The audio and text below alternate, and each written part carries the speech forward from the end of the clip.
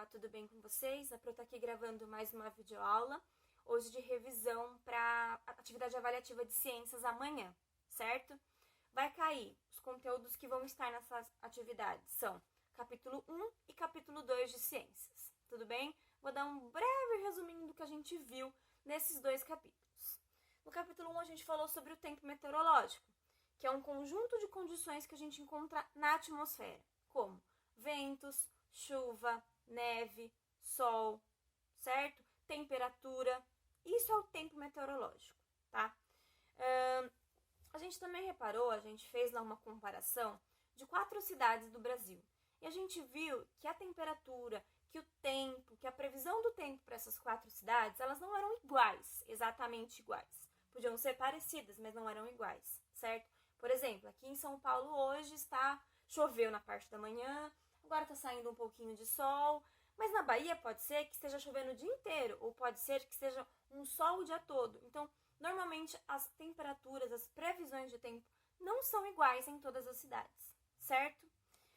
A gente viu que para fazer a previsão do tempo, tem um profissional específico para isso, tá? Que realiza essa previsão, que é chamado de meteorologista. Uma palavra bem difícil, inclusive, né? Então, o profissional responsável por fazer as previsões que a gente está acostumado a ver nos aplicativos de celular, na internet, no jornal, são os estudiosos da meteorologia, tá? Os meteorologistas, ok? Como eles fazem para fazer essas previsões? O que eles usam? Eles utilizam instrumentos específicos para cada coisa. Então, a gente viu lá 6 instrumentos meteorológicos. O satélite, que é a que fica aquele ao entorno da Terra, transmitindo imagens reais da Terra.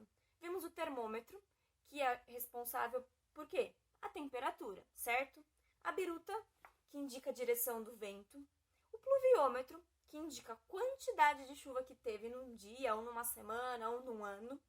O anemômetro, que indica a velocidade do vento, se ele está rápido, se ele está devagar, se ele está mediano. E o higrômetro, que indica a umidade do ar, tá? O que é a umidade do ar? Terceiro, segundo a apostila está escrito assim, ó. Umidade do ar é a medida da quantidade de vapor de água presente no ar, certo? Então, umidade do ar é a quantidade de vapor de água que eu tenho espalhado pelo ar. Tudo bem? Certo? Então, relembrem isso, quem é o profissional, quais são os instrumentos utilizados, o que cada instrumento, para que cada instrumento serve. Tudo bem? Neste primeiro capítulo foi mais ou menos isso que a gente estudou. No segundo capítulo, a gente estudou sobre as nuvens, certo? A gente viu que existem nuvens de diversas formas, tá? E para que a gente consiga classificá-las de uma forma mais tranquila, dando características, ela é classificada em 2 formas.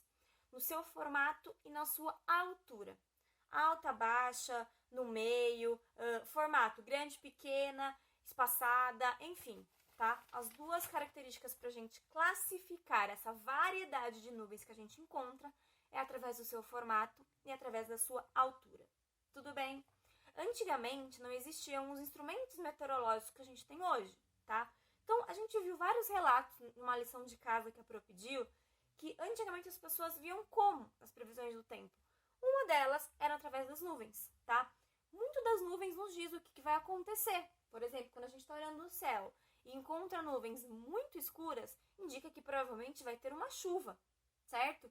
Quando a gente olha para o céu e eu tenho poucas nuvens, bem espaçadas, indica um tempo bom. Então, antigamente, as nuvens eram uma forma para ajudar na hora de fazer a previsão do tempo, certo? Nós também falamos nesse terceiro capítulo sobre os estados físicos da água, que são 3 estados. O estado sólido, o estado líquido e o estado gasoso. Nós vimos também que um estado ele passa de um para o outro. Por exemplo, o que era líquido se transforma em sólido. O que era líquido se transforma em vapor. O que era vapor se transforma em líquido. E assim por diante, certo? Isso tudo lá na página 274. Essas transformações dos estados físicos. Deem uma olhadinha aí, só para relembrar, para ter isso em mente. Eu vou dar só um exemplo aqui. A gente pega a nossa forminha de gelo, enche de água líquida, certo? Pega essa forminha, coloca lá no congelador, né?